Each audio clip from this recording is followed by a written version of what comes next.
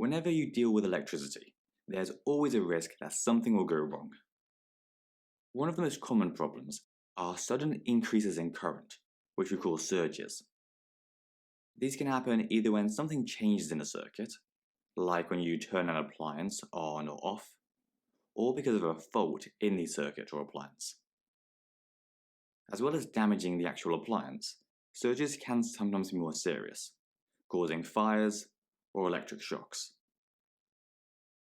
So in today's video, we're going to look at some of these safety precautions that we've developed to help us reduce these risks, including fuses, circuit breakers, earth wires, and double insulation.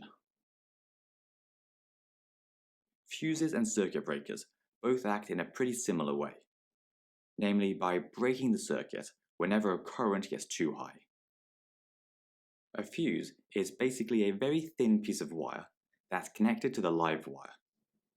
If there's a surge, a huge amount of current will flow through the live wire, and hence flow through the fuse. This causes the wire of the fuse to heat up really quickly, and because it's so thin, it will melt, which then breaks the circuit, meaning that no more current can flow through it. Just be aware that in real life, fuses actually come in little cases like this, with the thin wire inside the casing. We get fuses in a range of different ratings, depending on what current you want to break the circuit. For example, if you have an appliance that normally has a 3 amp current flowing through it, then you could use a 5 amp fuse, so that it only breaks when there's a surge that makes the current rise above 5 amps. On the other hand, if you had a 10 amp appliance, you might use this 13 amp fuse instead. Basically, the fuse always wants to be a couple of amps above the rating of your appliance. The benefit of fuses is that they're simple and cheap, which is why we find them in lots of individual appliances.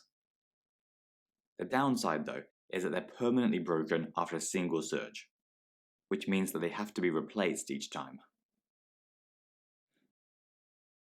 Circuit breakers, in contrast, don't have these problems. They work in a similar way to fuses, in that they break the circuit whenever there's a surge.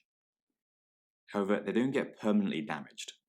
They just get tripped and turn off the circuit. This means that they can easily be reset rather than having to be replaced. The only downside is that they're a bit more expensive than fuses. One of the main ways that surges can cause harm is that if the live wire comes loose inside an appliance, it can touch the casing. And this means that if a person touched the casing, anywhere on the appliance, they get a big electric shock. One way to prevent this is by earthing, which is where an earth wire provides an alternative pathway for the current to flow away, so that any electricity is diverted through the earth wire rather than coming through us. Another way to prevent electric shocks is to double insulate an appliance.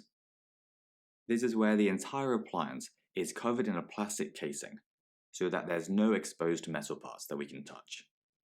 And as plastic doesn't conduct electricity, we can't get an electric shock from touching it. In general, if an appliance has double insulation, then it won't need an earth wire, so it will just have a live and a neutral wire. Anyway, that's everything for this